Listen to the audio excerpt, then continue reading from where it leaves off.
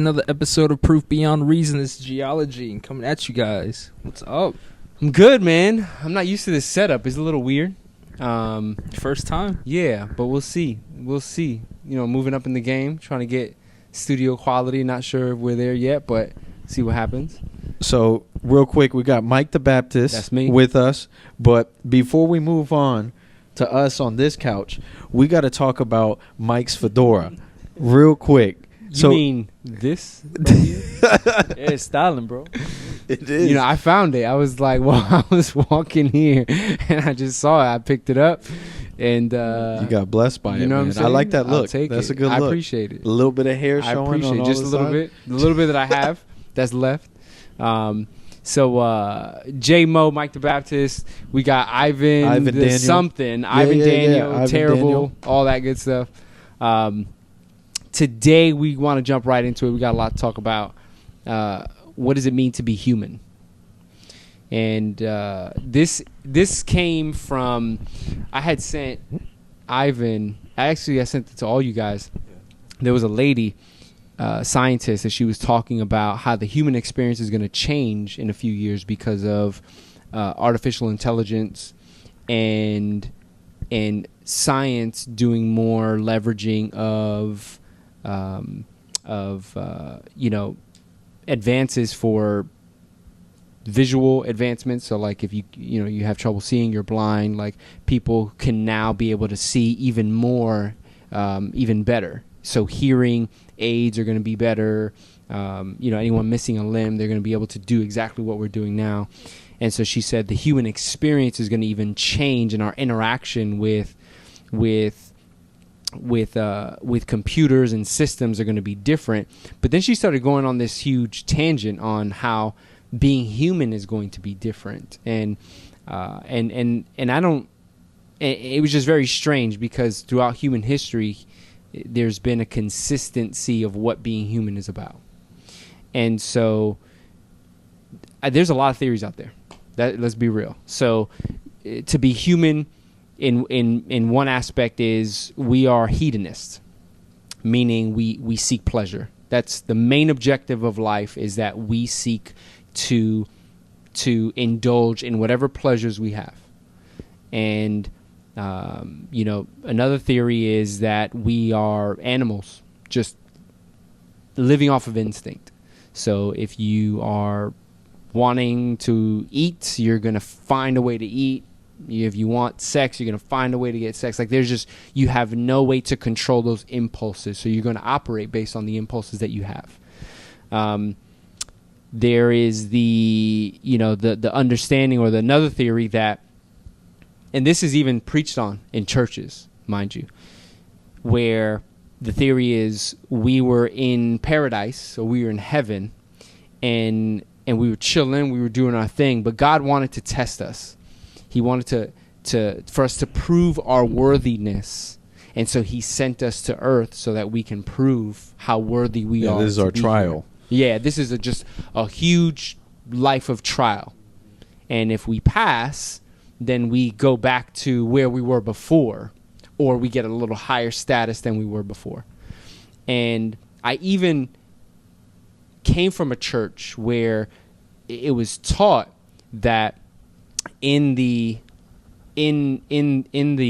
plan for salvation, there was a conference room of different members, and Jesus was just one among many who were in that conference room.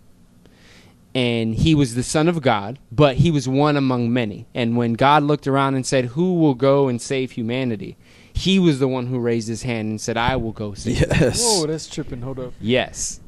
And so that teaching is actually a Mormon teaching. Yeah. But it was taught in a Christian church. And so also, that again, that's a theology that is taught in many churches, not just that part about Jesus, but about us being from heaven.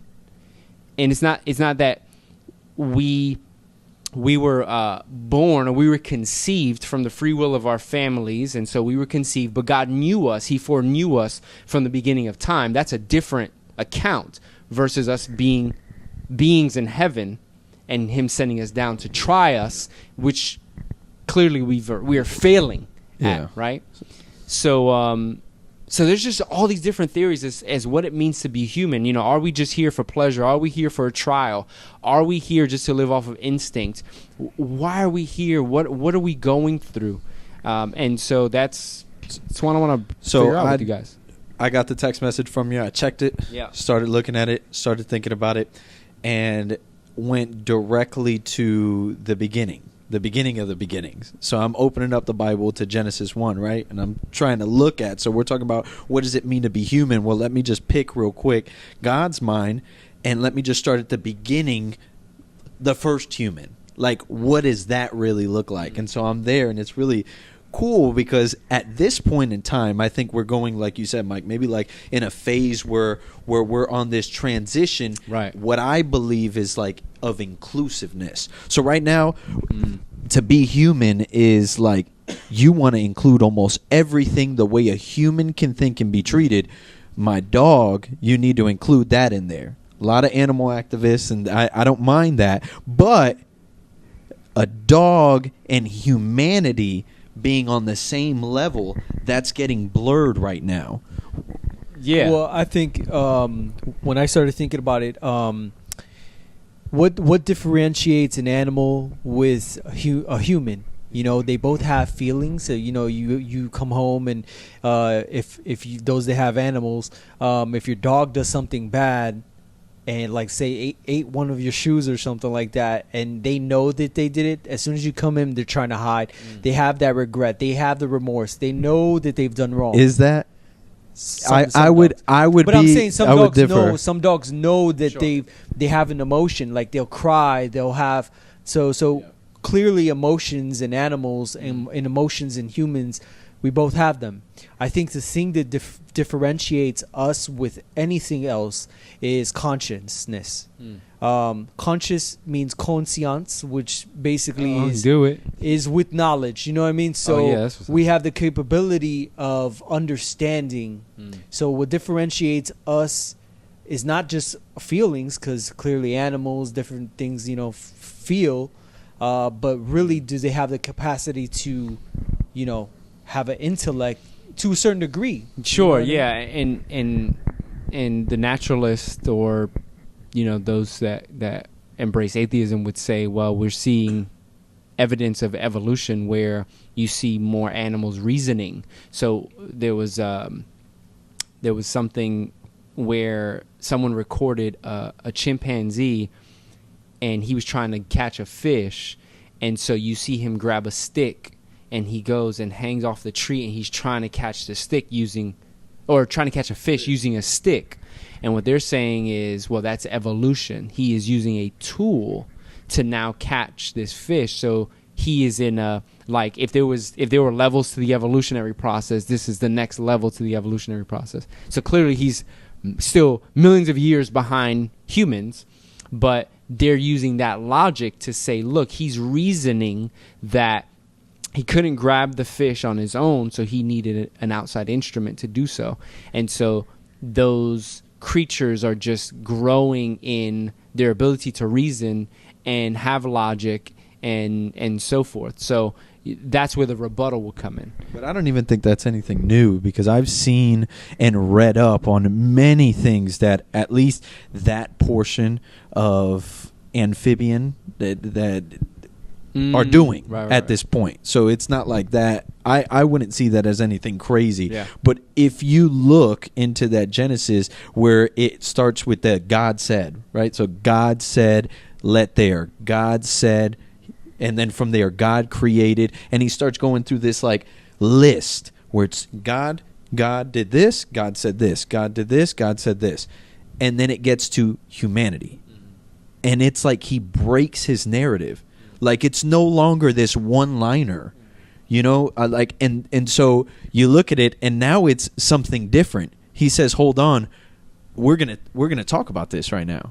Like, us three, we're gonna sit back, and we're doing it in this way. And then you have 6 to 10 verses that completely breaks the narrative of God said, and it happened. God said, and it happened. And I just thought that to be such a huge consistency, at least with like Christianity, where when we see like a pro-life movement, because I was thinking about pro-life too, with what it means to be human, but you see that I think there's a good consistency that if we get away maybe from politics for a second and just look at the Word of God, I think it's there to tell us we are here and we actually care about eternity. One of the main 5 questions that we all have is, what happens when I die? If I look at my dog, Molly, Right. I don't think she's thinking about what's going to happen when I die. I mean, I'm not a dog, so I can't see that, but every action, everything that I've seen Is in the moment. Is in the moment. It's animalistic, it's instinctive. And just like you said, Mike, I think that inclusiveness now we're getting the gray areas where we should be inclusive of all different forms of humanity. So like whether all of the different signs of bisexual, all of the LGB, all of it. So you have, I think, 52 right now with all the binaries and any of that. Yeah. That I last checked, there was a bunch. It was like 20. Now it's like 52. So you got from animal to ourselves, kind of widening the gap of inclusion, and now, like you're saying, I believe there is going to be some sort of even more inclusion when it comes to stuff like that. Yeah. When it comes to your AI and because it's just almost becoming an intricate part of humanity. Well, Psychology Today, it says, and just to complete the point that he was making, Psychology Today, an article from 2008 said, human beings, unlike other species, are cursed with a conscious awareness of their own mortality. That's the difference. That, you know, and that's not the only difference, right? But from a non-biblical standpoint, that's what it is that we are aware of what's going on. I think back to what Ivan was saying was, you know, when you take it in a biblical standpoint, there was a clear distinction between the day that God created all living beings and animals, and there was a separate day, and it's a separate day where he decides to create humanity. Now, on the day that he decides to create humanity, it says that it comes from like his very breath that he breathes into, like it was breathing life into the first person, right? Adam. So clearly there's a distinction, and then we also see in scripture that humans are made in the image of God. Right. So we see that, you know, the fear is that with the first article with the woman, that just because I have a bionic arm that I'm less human. But that's not the reality. The reality is that I'm still human, but now I have just parts that enhance me. Yeah, well, that's what she's saying. She's saying now you're going to a next level of human. So where I'm limited almost in my ability to, let's say, lift that couch because I have the bionic arm. Now I can lift more. Yeah, bionic. But if the definition of the humanity, right. It's not in the strength. It's not, being a super. I think. She's saying experiences, though. That's what she's trying to come from. She's come from the angle that she says the human experience is going to be X, and in turn, because your experience is so different, now that you can see, like she was talking to the degree of like being able to colors. X-ray see. Mm-hmm. But she's only speaking about it in one facet. So that's like the first phase. I'm thinking about what she's saying all the way at the end phase. So G, now we're in 2050, and G, he doesn't process things faster than the fastest man processes it. But for 20 cool G's, for $20,000, G can buy a chip that goes in the back of his head and now helps him process, goes directly to that portion of the brain and just allows for his neurons, for everything to just process better. That's the phase that I believe she may not even be talking about, that we're going towards. That's what she's saying. Because if that's what we're going towards. And what she's saying, in turn, that's what's going to change not just the experience, but what it means to be human, which clearly I disagree with, because being human is one thing, the human experience is another thing. Just because I can I can put on a jacket and I can, glide in the air doesn't mean I it just find changes it, I who find am. it very funny that she is talking about all these advancements. If there is a chip, if there is a physical chip that they can do all that, they should, concentrate their energy on like making a car that lasts 40 years or something like that. You know what I mean? Like the level of technology is so not there. I don't even see it ever getting there. I don't know. I don't know. Maybe I'm a cynic. But Saab made cars that lasted mad long, and they went out of business. Just bro. wait 15 years, man. Tesla's gonna boost your mind up. I don't know, but I'm saying it's a difference between having a car or whatever. I just use that. Right. Then creating a computer chip that's gonna, you know what I mean, enhance your mind. We're almost there, man. We're almost there. I don't believe it. Take a pill. Take a drug. But that's the question. So whether we believe that science is going to create this artifact or this actual thing that's tangible, but so let's speak in the hypothetical, like what this is about. Will that change not the fact that we're human, but at least on the first level of experience, I think it changes it entirely. So if we talk about consciousness, if the definition of human is consciousness, and if we are continually in the future getting more and more bionic, and let's say someone transferred like the movie Chappie or something like that, someone tried to transfer their consciousness into a robot, then it would I think that's kind of what she's saying, is that we're getting to a certain point where you coexist, that it could be in a possibility where humanity your consciousness is to be the only thing that. But to me, I don't see any evidence. Maybe I take it from a literal biblical standpoint, but if I could remove myself from it, think logically, I haven't seen we just got a nano SIM card 5 years ago, so this is so far removed. This is more science fiction. But as you think ahead, think about, but you say that, but think 20 years ago, nobody envisioned that we would be able to talk to someone face to face, like on a the phone. The great technological leap that we made. That I can watch Michael Jordan play ball live in my hand anywhere in the world. No one envisioned that, like a common man. Yeah. But the scientists were already working on that. You saw it in the movie Demolition Man. You saw it in the movies Running Man with Arnold Schwarzenegger. Like, you saw these things. They even foreshadowed reality TV, what that would look like, how people would be super wanting to see people get hurt and be filmed their whole life. So I think if we're looking at today and trying to compare what the small advance we made in the last few years, but if you talk the last 20 years, dude, like just this setup alone in your house, that's insane that we're even doing that we could stream if we want.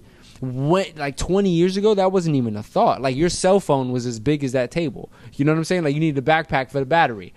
But today, that's not the case. So I think how quickly life is advancing, and I think if we were to compare who, as humans, who we are today versus 20 years ago, and the technology advancement, I don't think technology can change who humans are.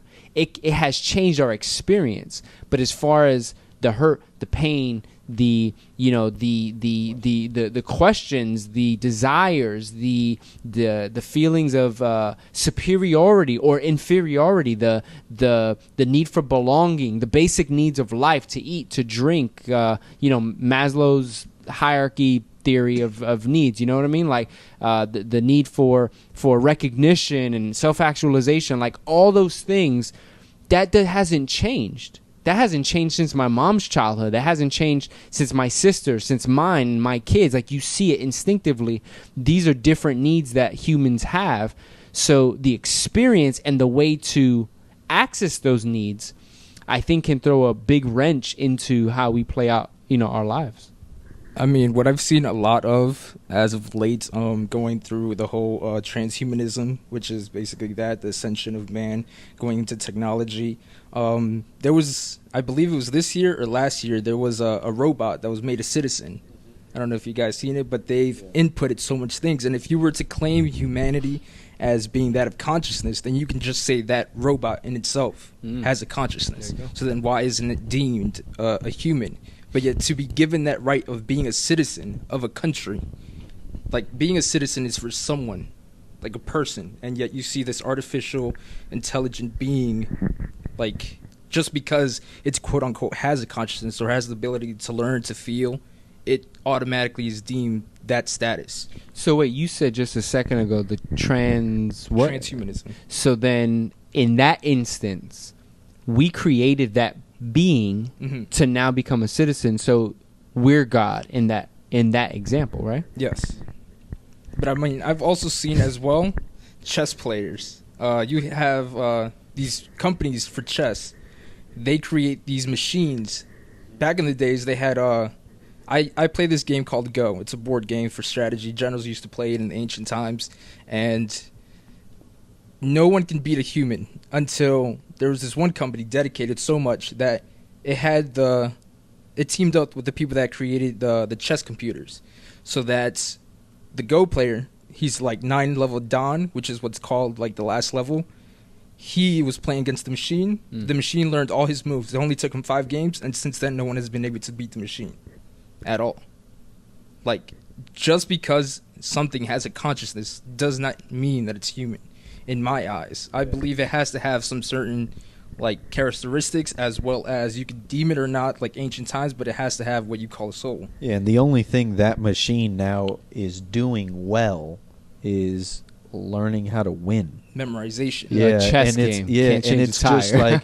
like winning and losing, and that's not Yeah. what's really engrafted in humanity. Maybe we're getting taught that with wins and losses, and you're taking an L and songs that are coming out, but in the end, what that machine really has as a base consciousness is a horrible base consciousness that we should never have, which is one that I'm either going to win or lose, and that is absolutely it. And as far as the robot, so she like malfunctioned. I said Yes, she did. the robot malfunctioned while talking to Will Smith. So, Oh, were? yeah. I guess he was talking to her. They asked her a question. Yeah, and he was asking her a few questions, and like she was talking about his music and everything, and then he was like, "Hey, like I like you. Like, what's up? Let's go out." Like he was trying to talk to her and see if he could take her out as Will Smith, and she like malfunctioned. She was like, "Yes." Yeah, She was struck. She was like, nobody ever asked me out before. You know Like, what? do I do in a this part of situation? being human is, can you get past getting asked out by Will Smith? No, but that's so. We look at Psalms 139, and one of my favorite verses that keeps me grounded is the verse in 139 when David is talking about that almost conception, basically, is where he brings this all down to, and you can relate that to your Genesis verse, and where it says that he wonderfully and fearfully he made us, and it even talks about him wovening, that we were getting knitted basically inside of the mother's womb, that he had written out all of our days and made us for all of the days that we haven't lived yet. So within that, I look at it, and it's like, when I use that a lot when I'm talking to somebody and maybe somebody needs to hear it that's not okay with who they are. I like to bring that verse up because I may not be 6 foot. I may not jump the highest. There may be a lot of things that I can't do next to the guy that can't do it. And those things come out. If you're right next to an NBA star, you're trash. Like, he is. We're not the same species. Yeah, we're just not he was woven and made with these particular things, not to take away the way you were woven and made, because we all were touched in that way by the Lord, and understanding that allows us to be more self-aware and more okay. I'm okay. You know, in the corporate setting, one of the difficulties that managers and executives are having with, let's say, this generation is not so much the generation, the people, but this is a generation where the math is advancing, and there's a need for definite answers in terms of 1 + 1 = 2. And you don't always get 2 because there might be other variables involved. Right? 1 + 1 does equal 2. Yes, that's a definite. That is truth, right? So truth is truth. But when it comes to skills, soft skills, for this generation, it's very difficult to grasp that, well, the person who's speaking to me on the phone, the reason why they're yelling is not because 1 + 1 = 2. They're yelling because they just got into a car accident. They're stressed out. So now that they talk to you on the phone, the incident that they're calling you about has just created them to have this extra anxiety. They're human. They're going through a human issue. It's not so much 1 + 1 = 2. Yes, that is the answer. That is the definite. But there's background to it. There's things that you have to be aware of when you're solving that problem. It's not just a matter of, well, you were assigned this and now you have to complete it. There's so many variables involved when you talk about people. And when I'm working with managers and we're talking through even some of the newer managers that have never managed people, that is one of the most difficult things when they're like, yeah, I want to be a manager. And that's cool. Yeah, be a manager. But do you realize how tough it is to be a manager because you're dealing with people now? You're not dealing with the definites. You're not dealing with the absolutes in all cases. Again, doesn't take away from absolute truth. Absolute truth does exist. But as you're getting to the absolute truth, there's variables that you have to deal with. Like you preach the gospel to somebody, you have to be aware that, like Ravi Zacharias says, it's not all about just answering the question. It's answering the questioner. Because it's not so much them asking you the question, well, is it pro-life or is it pro-choice? You can go up there and just give a slamming answer to say, bam, here's the absolute truth behind what you're saying. No, it's the questioners asking this question for a reason. They're tapping into their humanity. There's a reason why. There may have been neglect or abuse, or they saw things in their background, or they themselves, have had incidents, or they did. Like, there's so much to the reason why behind the question that is not enough to just say 1 + 1 = 2 in that example, right? Again, I'm not for whoever's listening, 1 + 1 = 2. Okay, that is the absolute truth. But when it comes to the skills that this generation is developing or lacking, there's a huge lack in the ability to read into the variables of situations. And when they're dealing with the customer service issues, or when they're dealing with management, I mean, emotional intelligence is out the window. Yeah. And folks are not be able to grasp because it's so much, they're so linear that the human aspect is being removed. Kind of like that nerd who knows so much but doesn't have no street smarts, right? It's like, pretty much you're that's so smart. it up. Yeah. In a way, that's the difference between being a human doing, we could say, because here's your question, Mr. Pro-Life or pro-choice. Right. This is really the answer, and really understanding that that's a human in front of you and being a human being. So it's those two things. Am I just becoming a human doing and answering all the questions, or am I a human being? Am I in the moment? Am I there with my brother that's in front of me, or the case? And that brings me to same type of thinking with pro-choice or pro-life, wherever you're at. It's not the same if we don't really think about each other as human beings to stand up and tell somebody that it's wrong. And a lot of times right now I'm watering it down, because if you've been in front of some of our Christian brothers and sisters, standing in front of your choice areas, they have their own words for it, and a lot of it is very harsh, and a lot of it is condemning. And when I'm seeing that Christ came here to pick someone's chin up and let them low and look around, hey, where are your accusers at? He was at that moment the one person that could have done something, was putting himself in her shoes as a human being. And so that's what that brings me to. What you're saying is that whole thing of like, I can answer the question right, But like Ravi said, it's probably better to stop for a moment and just answer the questioner. Like, let me just talk to you. Let me talk to you. Yeah, the wrong thing is to do this, but let me find out let me be a human being right now. I think what it means to be a human is multiple things. So if you just try to reduce it to one thing, it doesn't really work. So like plants have life. So animals have life, but plants don't have consciousness like an animal has consciousness. Animals have consciousness and life. Humans have consciousness and life, but animals don't have the ability to reason. You know what I mean? So to be human is to be in this physical form, but like G said, it's that intangible thing. In the Bible, I bring it back to the Bible.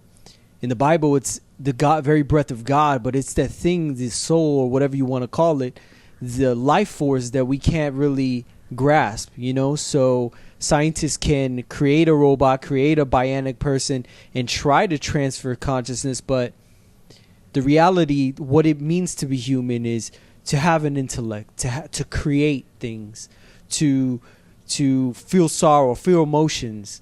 It's all of that. That piece where to create that human, to transfer consciousness and all that, the people who are involved in that project are trying to achieve something that is only achievable as a human. Right? That fulfillment, that actualization. Yeah. They can do all the work they can possibly do to that machine, the chess machine or whatever, and they get it right to where it needs to be.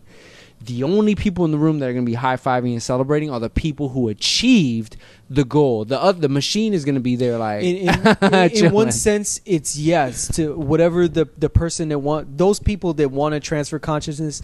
In one sense, yeah, what you just said, but also what Ivan said is that like in Psalms, that like when God, see, it's also a going against God in a sense. So like when God created humanity, he created it on a separate day from an animal.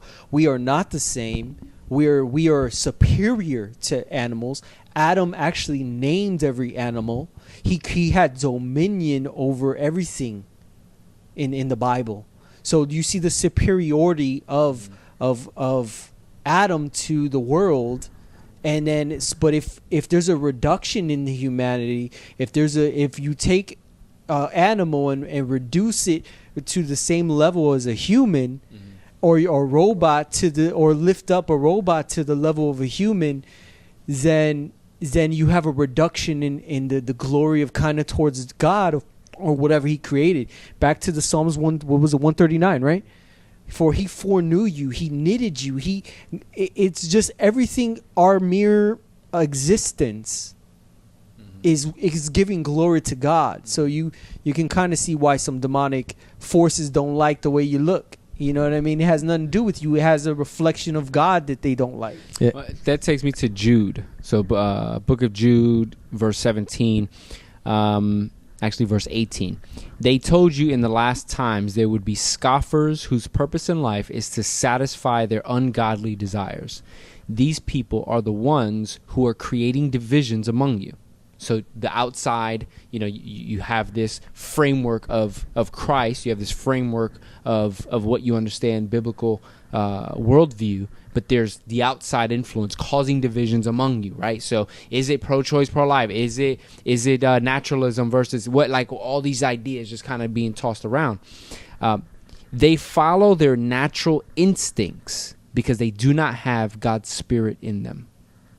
So it's very important to understand when you have the outside argument, why the outside argument is what it is, right? So we can have a certain opinion about certain things. So I had a listener who hit me up and was saying in one of our previous episodes when we were mentioning about feminism, and I think we alluded to that what we have noticed as modern day feminism has been this desire to almost eradicate the male figure in the home, to basically eradicate the value of man, to glorify the value of women, and that's what what we've seen. We were talking about an observation. So the listener mentioned to me that feminism at its core is not about that. It's strictly for society as a whole to view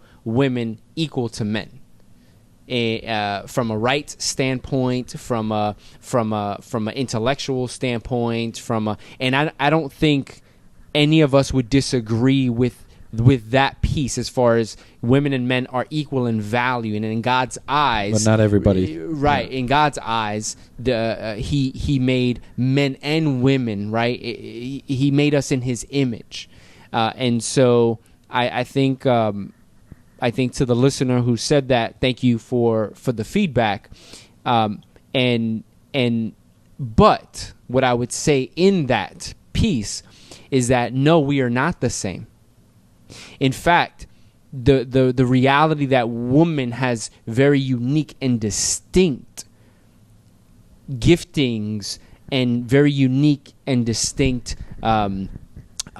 characteristics that a man does not have. They should be admonished for those things. Those things should be admonished and valued and uplifted, just as the same as there are things that man has that woman cannot do. Yeah. And we're not talking about construction. No. Right? We're not talking about writing papers. We're talking about just being a male, being a female. Yeah. They're very unique, distinct things.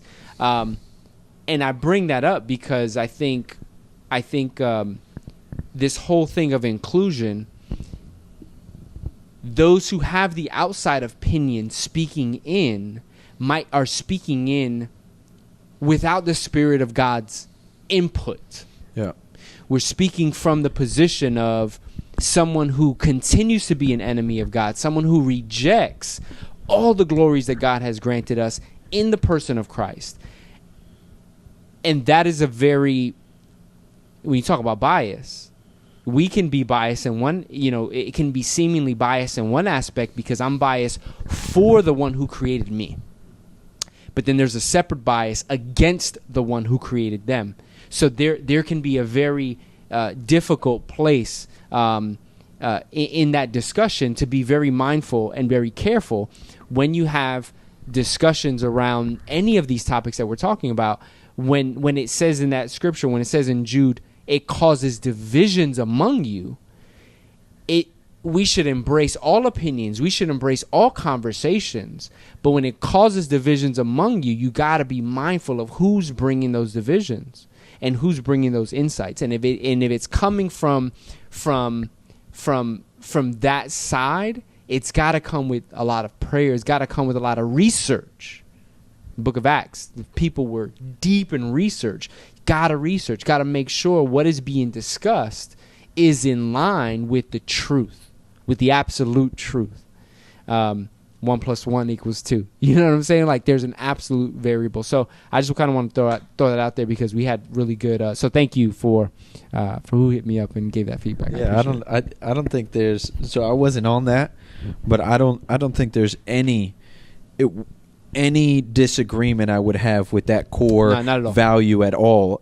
My only thing to say would be there's beauty in knowing that you think differently than me. Right. So if I was in a room with my wife, she actually brings an element to my thinking that I don't have, whether it's maybe a little bit more warmth, a little bit more caring, a little bit more empathy, sympathy, all of those things. Sometimes in my mental state when I'm really thinking about something and I speak with my wife about it, I'm lacking those things. I'm really not caring about any of those. So I would almost applaud the fact that, yes, you should be on that same pedestal when it comes to thought, when it comes to being in the same room. I absolutely I throw up if I think about the fact that somebody would think that a woman can't be in that same room of thought in that way. But at the same time, I would say that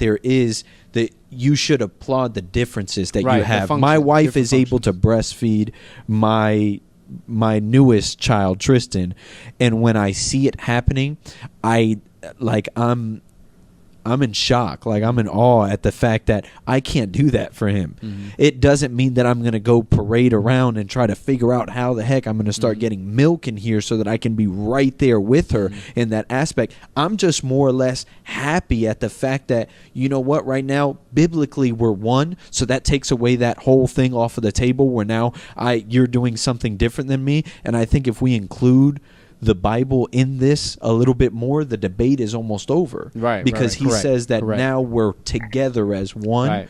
But even if that wasn't the case, it's still beautiful to Right. see that happening. Right. I think anyway. like if you like what you were saying, if you take it back to like what a biblical standpoint, and the way that Jesus sees women, the way Jesus sees men, are that we both have different functions, but the way that Jesus sees women, I want to make that clear, is that he exalts women like no other religion does.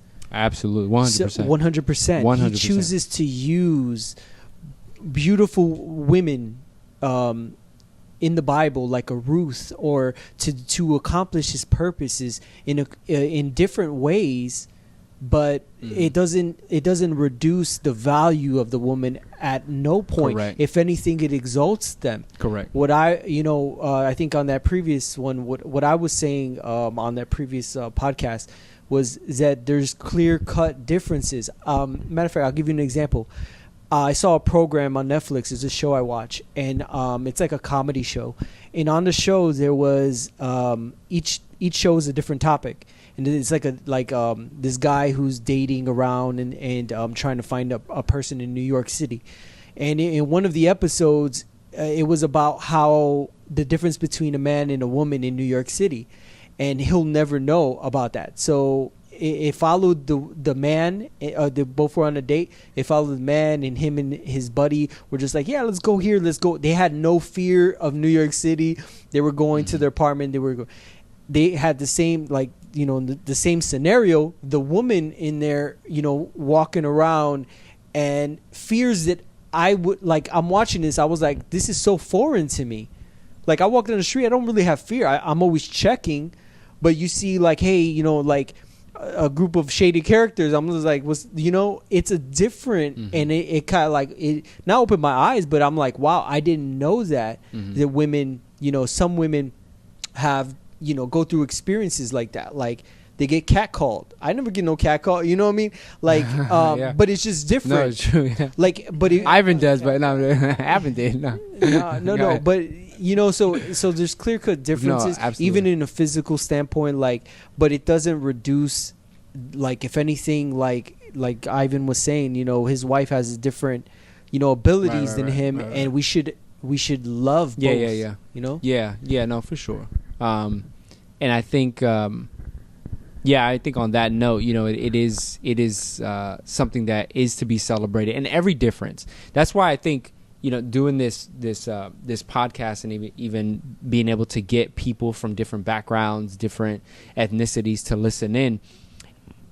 I think we're living in a very unique time because, again, 20 years ago, you didn't have a worldwide presence for me to be able to communicate as clearly as we do with folks from the Philippines or anywhere in Asia, African countries, Europe, in the seamless fashion that we can today. And because we have such a united, the globalization right now is just on another level. You have, people who are becoming millionaires like not because of how we've taken advantage of globalization.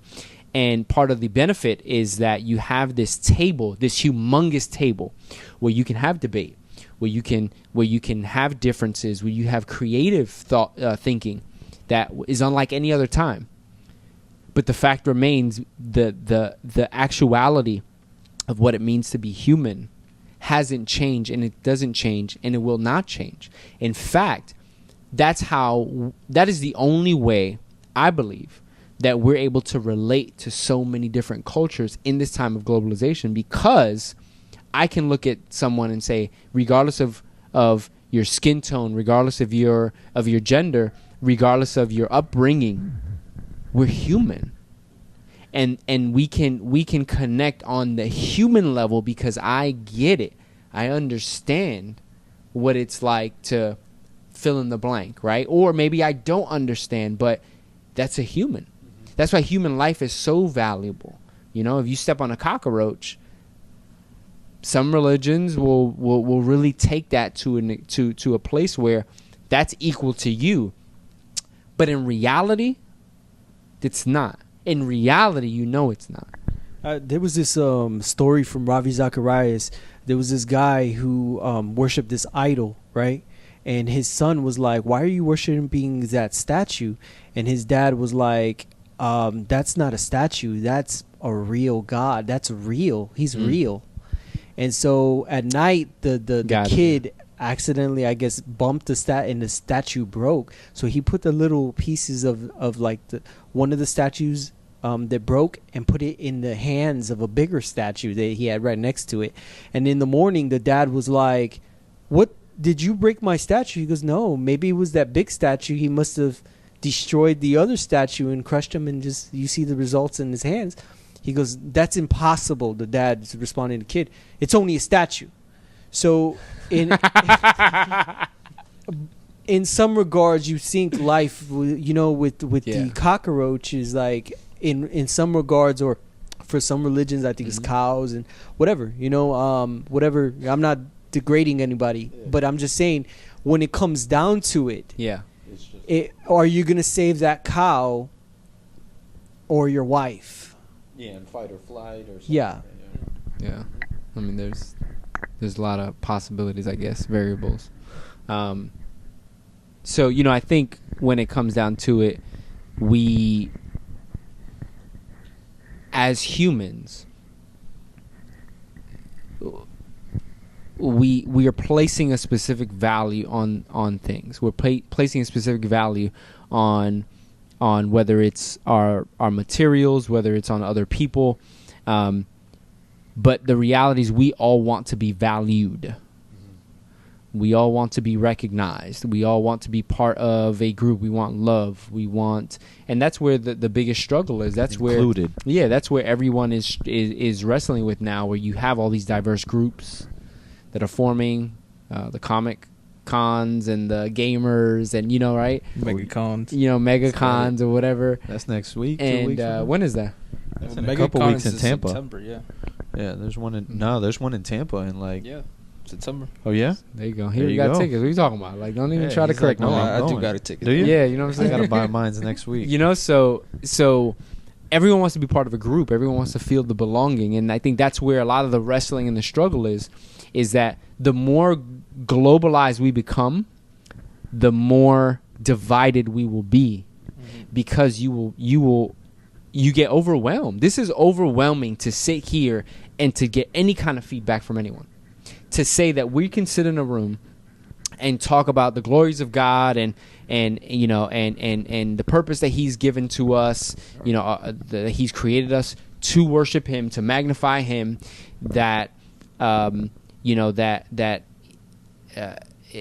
in Him creating us, we've elected to become His enemies.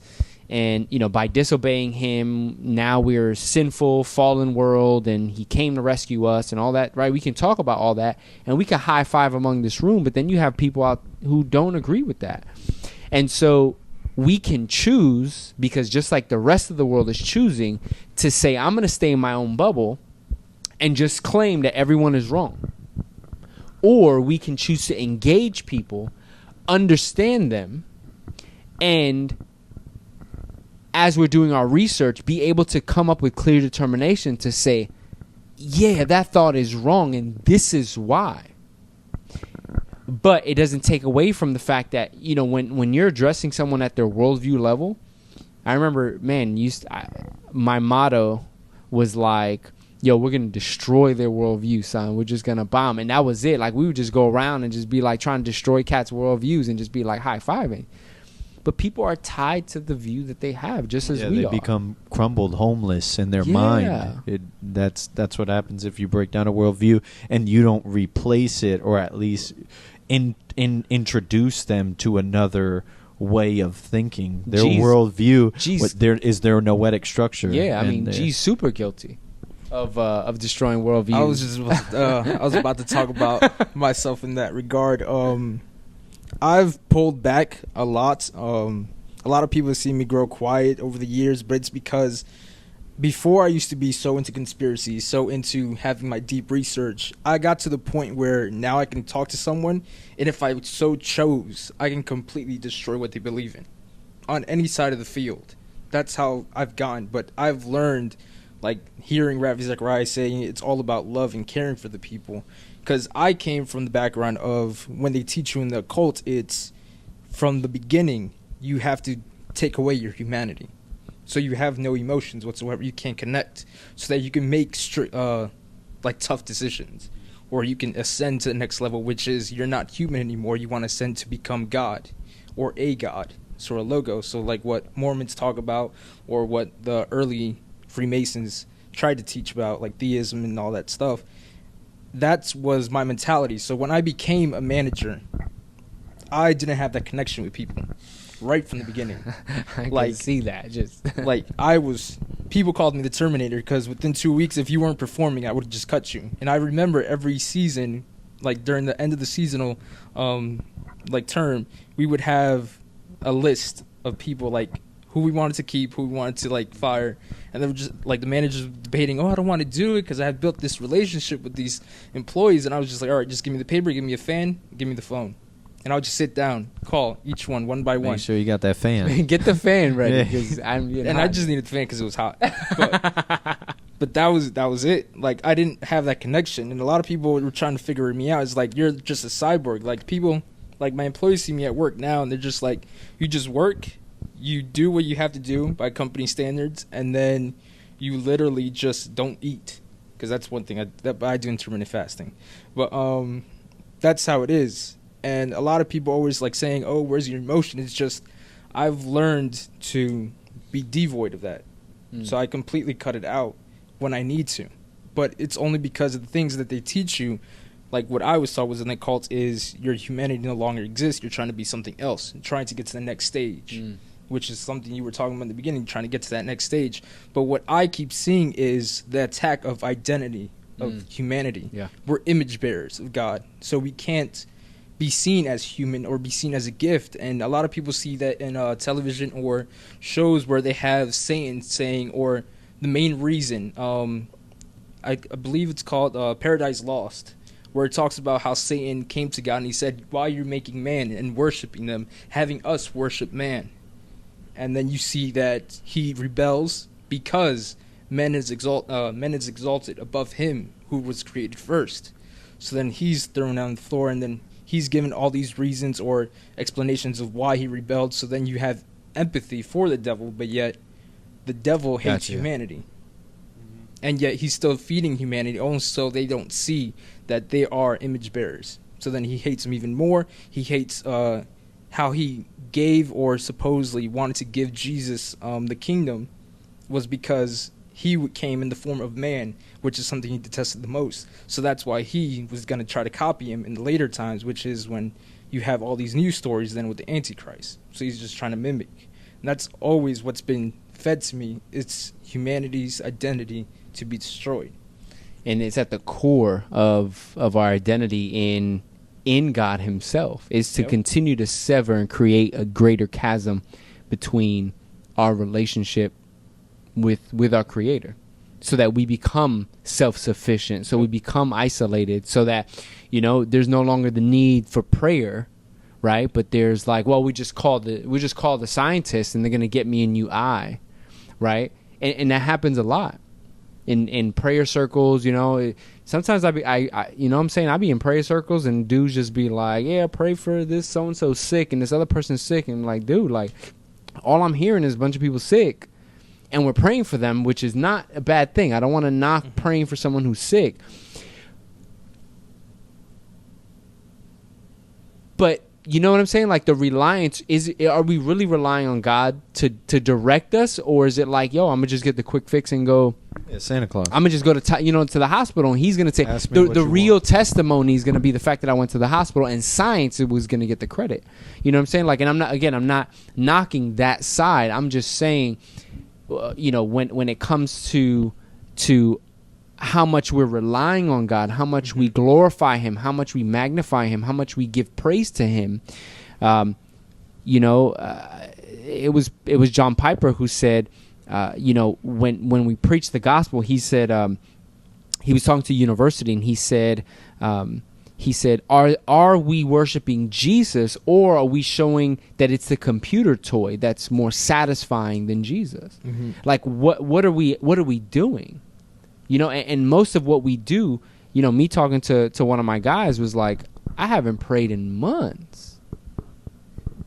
Nor do I feel like I need to, right? Because everything is set up for us to create a bigger deficit between. And it's crazy. I had that conversation today, where it feels like I don't know who I am anymore. I don't know where. I don't know. I have no control over like my rage and my anxiety and my this, and I just have no idea. So I was going to call a psychologist, and I'm just like, you're a believer. Like, not saying you don't have to call a psychologist if you need to, right? But where's the brethren? Where's the truth? Where's the foundation? What's happening? Where's that at? And the chasm is just becoming bigger because of all the advancements. To say you're self-sufficient, you're not made in the image of God. You're not given infinite value, particularly demonstrated on the cross, where all of your sins, where everything that would divide you is now uniting you in Christ, who is giving you grace. And that now your identity is reestablished in him, so that we can live an obedient life without having to. I'm not saying not to try. We try. We work at it. Work out your salvation with fear and trembling. But that we have a position that doesn't erode. Yeah, it's hidden. And we're right in him. We are hidden in Christ because of what he's done on the cross. That gives us the value. That's what allows us to have the confidence to have conversations, to say, yo, I hear you. Right? It's not me needing to fight to be part of a group, but that I'm already part of a kingdom. Mm-hmm. Yep. It's not me worrying about my basic needs of food and shelter, but that if I pursue him, if I pursue the kingdom, all things are granted to me. So he provides all of my needs. Jesus telling the disciples, yo, go, don't take anything with you. Go to this town.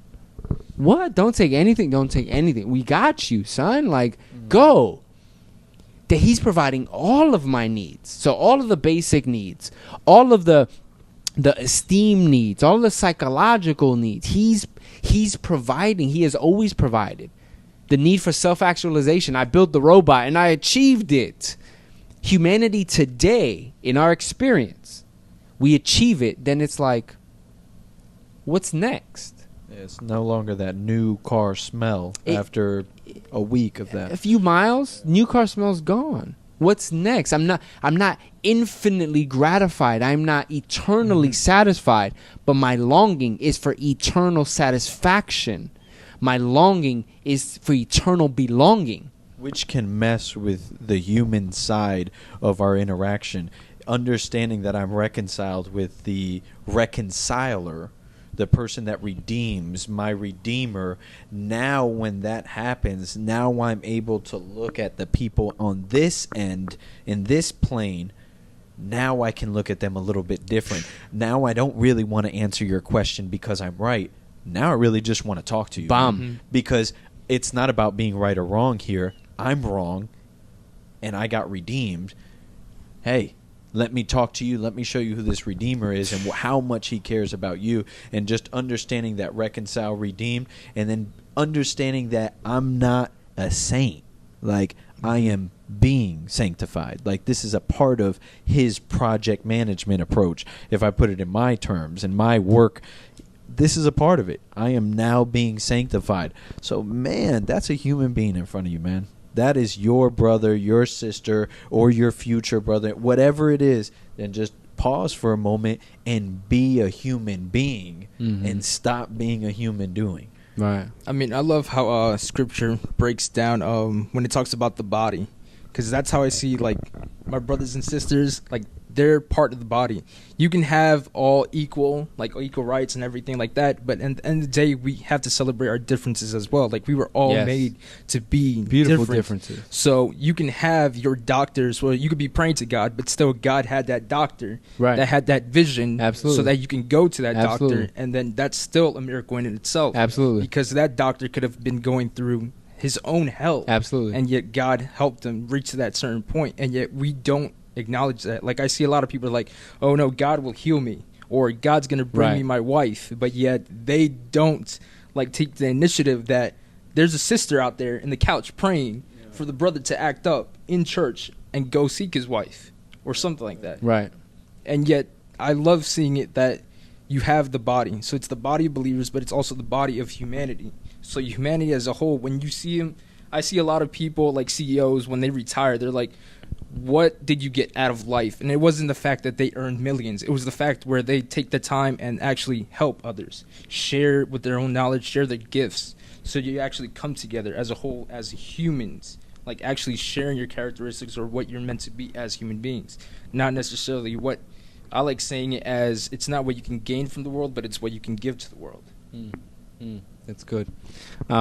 Yeah, so, to close it out, just where I think the question that I want to take away from myself and, everyone here is, where are we placing our value? And when we think about what does it mean to be human, what are my experiences as human?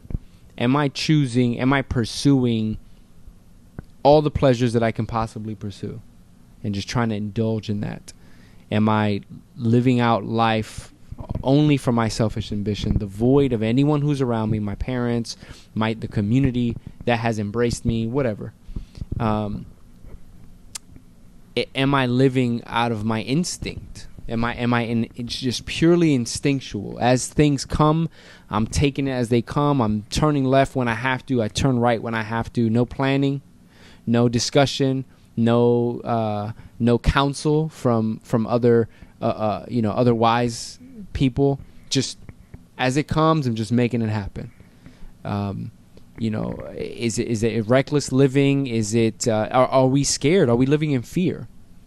There's so many variables to what life has to offer, and the only reason we can have this conversation in the first place is because we are human. There's not a round table of animals. There's not a round table of plants. There's not a round table. We're humans, and these are the things we wrestle with. And all of these things are meant to point back to God, to say, I'm the only one who can ultimately satisfy. And I have given you value. I've given you purpose. I have demonstrated my love for you. I have related to you in every way imaginable.